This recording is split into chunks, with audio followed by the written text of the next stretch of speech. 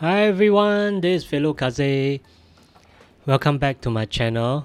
So we're preparing for global launch on the 6th of April. I'm very hyped for it, and there's also some developer notes which was released, which I'm going to go through. But all in all, very excited for the global release on the 6th of April. So the developers have made some progress based on the feedback that they have received from the soft launch. So that's something good that from the soft launch we can provide feedback and for them to update the game so it's better for all players. So first off, we have the optimization of the game's combat. So first you can see that assassin will attack the character with the lowest HP, and the attack mechanism will allow the characters to target the nearest adjacent enemies, so that's good. And there's some bug fixes on Black's and Asa's skill, so that's good as well.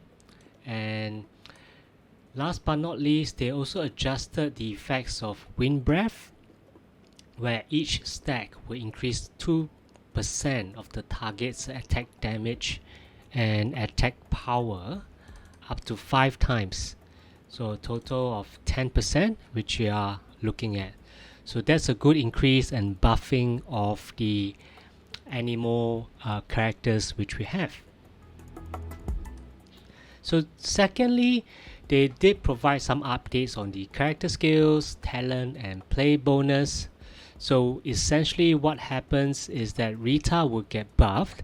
So the passive skill, you can see you will apply 1 stack of burning, which is good. And the supply drone, I think they did a fix that will affect everyone besides Rita. So I think the passive skill and basic attack skill increase, like Rita's original attack speed will increase, so that's fantastic.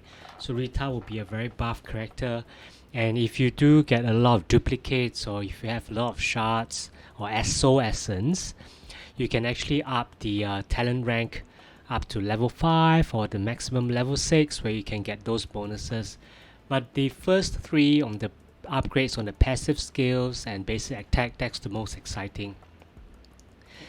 The other exciting upgrade will be for Hathor. So for Hathor, her passive skill is again buffed, so stacking up to 10 times and 25% gain in attack speed. That's massive upgrade. And for the ultimate, it's up to 200% damage increase of basic attack and 15% increase in crit rate. So that's also a very massive increase for passive skill and ultimate. So also good to use Hathor. So like I mentioned in my previous video, I think the fire pyro element will be a good element to start with in the game from what I have seen in soft launch. The towers, the transcendent domains, some of the campaigns, they are very much based or gives advantage to fire-based character because the enemies are mostly animal or wind character, which pyro will have advantage. So if they follow the same route as soft launch for the global launch, so the pyro characters will definitely get some advantage in the beginning. So next we have Queen, the pyro assassin, in addition to Eula. So for Queen, for pyro assassin, I think the upgrade is okay. But given that she's an SR, it's easy to get the awakening ranks of 4 and 5. So if they have buffed the awakening talents, rank 4 and rank 5, so I think that's a very good buff to have. All in all, you can see that the pyro characters have been upgraded or buffed. The more to encourage people to use them. Next up, we have Eula, our favorite assassin, Umbra assassin or shadow assassin. So in addition to what she already has in the out, her ultimate skill will now give her 30% physical lifesteal, which is good. So I've been using her a lot in PvP and sometimes in PvE, and I think she's squishy because she deals a lot of damage, and she's an assassin character.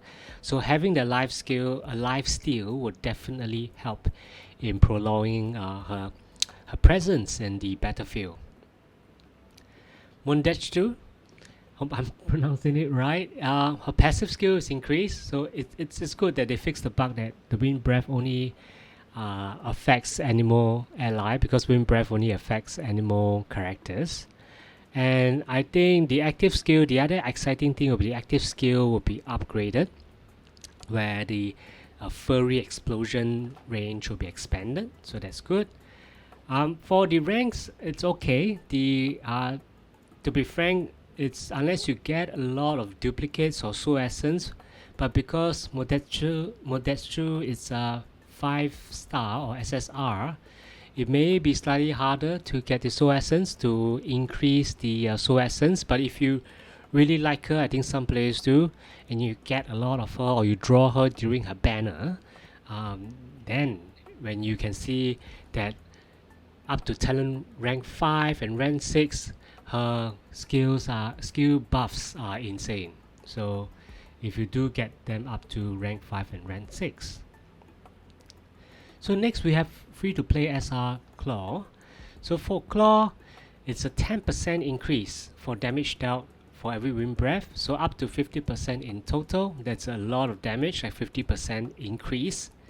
And then the other active skill increase will be 40% chance of granting allies up to skill damage to 19%. So that's also a very good increase. So buffing her own damage and also allowing her to buff allies damage. Next we have Follett, the other caster, the animal caster. So a lot of her active skills have been upgraded. So mostly will be upgrading the damage of the bad fruits and bad breath. So that's definitely good. And now players will have a choice whether you want to use Claw or Follett. So that's a good choice to have. Next up, we do have another update on a character, another animal character, which is clear, which is the Guardian. It's for Animal Guardian. So with every wind breath stack and the physical shield granted, it's up to 100%. So that's great. And then in addition to what Clear already has for her ultimate skill, the force field will grant Clear 2 stacks of wind breath. So that's fantastic as well. So you can see from the upgrades that they're trying to buff up the Pyro and Animal characters. So that's good to hear. And then in the global launch, if you do get Animal and Pyro character, it's something to work on, and you can actually be quite happy or quite assured that those characters can be used for the long term. And the 5-star plays have been upgraded as well, so they have been buffed.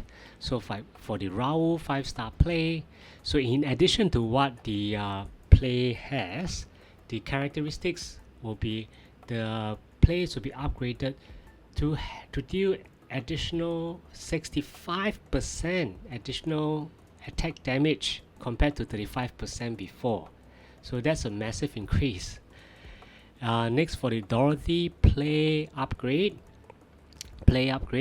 So now it's the new 2-piece bonus set. You increase your max HP by 15%, and it's good that after casting a skill, the own HP will be increased by 2.5% every second for 8 seconds. So that's good news. I think that works out to be around 20%. So it will be good for healers or good for guardians. So Dorothy is one playset to collect for. So do check out also my earlier videos on the how to upgrade, on leveling. So this will hopefully help you in your journey in Higan Eruthyll when the global launch happens on the 6th of April, and I've included the links in the show notes. So that's all I have for today, and appreciate your support all this while in liking my videos. And if you haven't, please subscribe to my channel. It will help me make more contents like this. Thank you everyone for watching. Take care and see you soon.